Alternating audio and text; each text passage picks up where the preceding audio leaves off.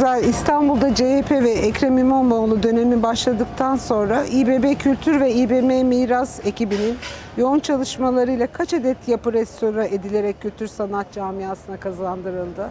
Biz sayamıyoruz artık. İstanbul çok zengin bir kent, çok özel bir kent. İstanbul bir sur kenti, bir boğaz kenti, bir iç deniz kenti, Marmara kenti. Büyük bir kültürel miras zenginliğine sahip. Her sokak başında bir tane canlılara can suyu olan çeşmesi var. İstanbul'un çok sayıda kültürel miras alanı var. Camileri, türbeleri, bu tarz özel mimari alanlarıyla oldukça zengin bir kent. 35 bine yakın tarihi miras alanı var İstanbul'da. İBB Miras böyle bir sorumlulukla ortaya çıktı. Başkanımız Ekrem İmamoğlu belediye başkanı olduğu an bir yapı kurma niyetiyle oldukça liyakatli bir ekip oluşturdu. İçerisinde mimar, mühendis, arkeolog, restoratör, konservatör, tarihçi, restorasyon işçisi, emekçi birçok arkadaşımız, kardeşimiz var. Çok büyük bir emekle mücadele veriyorlar. İstanbul'un güzelliklerini ortaya çıkarmaya çalışıyorlar. 900'ün üzerinde tarihi alanda restorasyon yaptık biz geçirdiğimiz 4,5 yıllık süreçte. İstanbul için bu asla yetmez. Çok daha fazlasını yapmak lazım. Aynı zamanda bunları yaparken 42'ye yakın tarihi caminin bakımını, temizliğini, ihtiyaçlarını gideriyoruz. Aynı zamanda 30'a yakın türbede restorasyon yapıyoruz. Önümüzdeki yıl İstanbul'u bir açık hava müzesine, önümüzdeki 5 yıl İstanbul'u bir açık hava müzesine dönüştüreceğiz. İstanbul'un en önemli zenginliklerinden birisi olan tarihi mezar alanları, hazirelerin restorasyonu ve hafıza müzesine dönüştürülmesi çalışmaları ortaya çıkacak.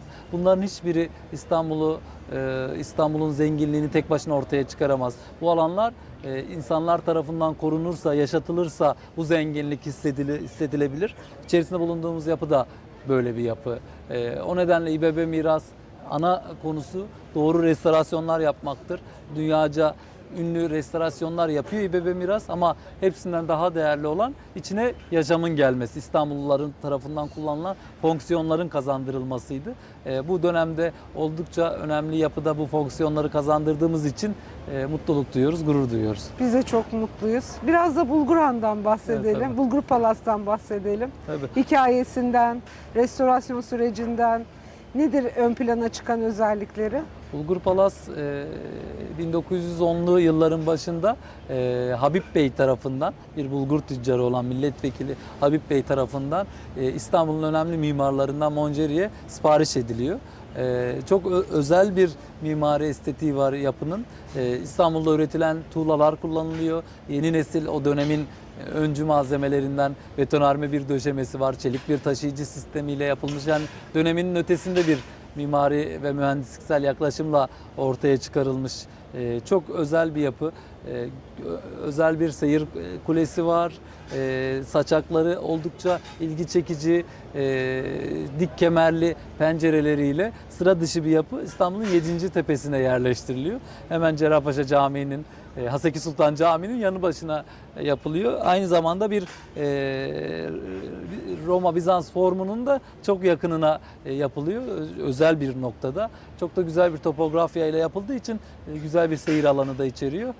Ama Habib Bey ticari bir geçmişi iyi olmadığı için ne yazık ki içerisinde oturamamış, inşaatı tamamlayamamış. Osmanlı Bankası tarafından el konuluyor yapıya ve daha sonra Cumhuriyet dönemi sonrasında Garanti Bankası'na geçen bir süreç var ve 2021 yılı itibariyle Başkanımız Ekrem İmamoğlu'nun talimatıyla belediyenin iştirakleri tarafından Kiptaş koordinasyonunda satın alınıyor ve İstanbullulara açılıyor, kamusallaşıyor alan.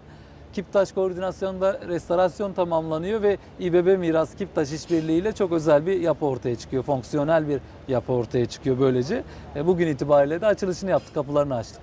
Peki Magnum İstanbul'da sergisi de tabii ki çok özel. Bu ilişki nasıl gelişti? Magnum'la çalışmaya nasıl karar verdiniz?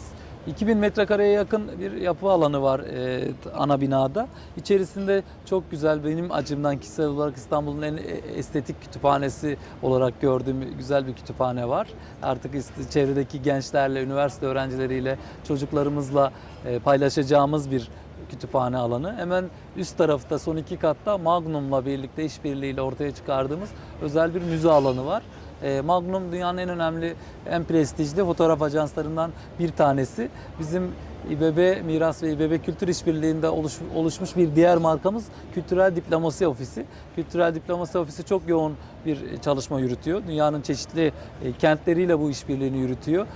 Fesane'deki Tate işbirliği de böyle doğdu. Buradaki Magnum işbirliği de böyle doğdu.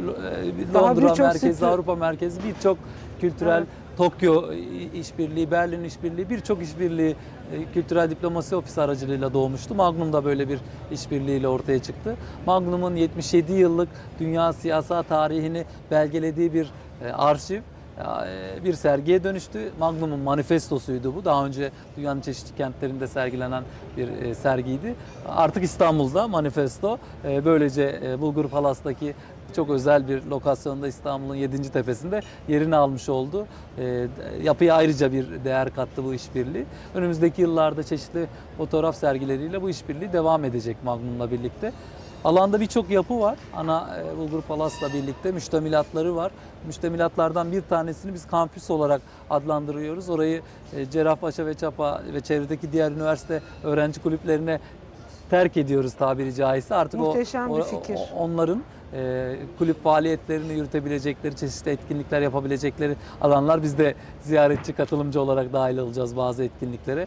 İBB Kültür Bahçesi'nde, peyzajında çok sayıda kültürel faaliyet yürütecek. Belki bir akşam sinema, açık hava sineması, konser, dinleti, söyleşi, dolu dolu yaşam olacak. İstanbul Kitapçısı var, Beltur var. Belediyenin birçok iştiraki de içerisinde yer alıyor. Kolektif bir yaşam var burada.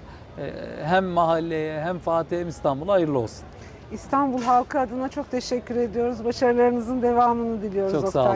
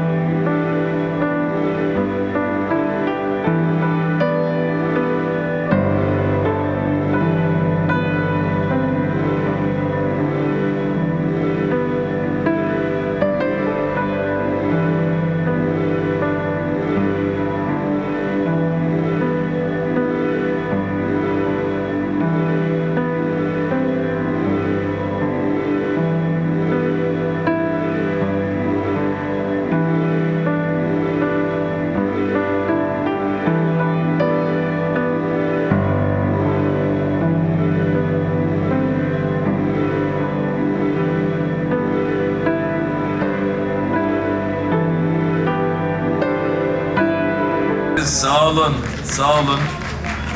Tabii programa başlayacağız ama hani zaman biraz bir... Ne dedi kuzum, duymadım.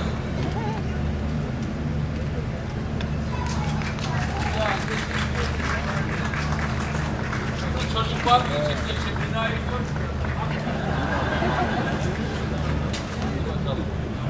Park için teşekkür aldık. Tamam, içimiz bir kat daha ısındı. Şimdi zaman biraz vitrin zamanı. Elbette diğer konukları da anacağım ama ben bugün ev sahipliği olan ve de burayı elde ettikten sonra çok emek veren arkadaşlarımdan birisi olan, şimdi de inşallah Fatih'i emanet edeceğimize inandığım, halkımızın onu takdir edeceğine inandığım Fatih Belediye Başkanım adayımız Mahir Polat burada. Mahir Bey, size eşinizle buraya alalım. Eşiniz gelmiş. İstanbul'un tarihi ve kültürel mirası bu anlamda uzun yıllar ihmal edilmiştir.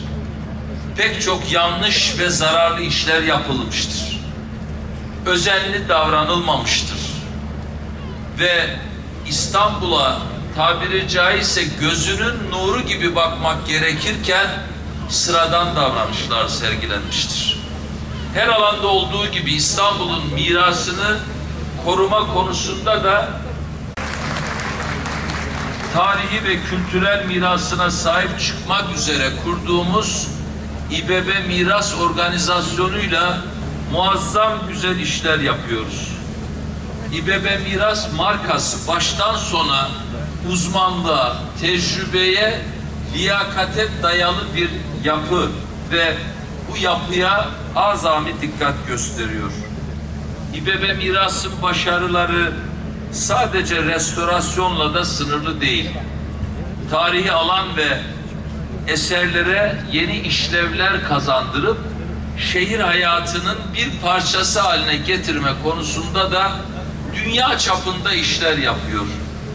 Hemen yanı başımızdaki Yedikule Gazhanesi'ndeki dönüşüm böyle bir dönüşüm. Yine Hasanpaşa Gazhanesi'nde elde ettiğimiz hayata kazandırılan alanlar böyle bir dönüşüm.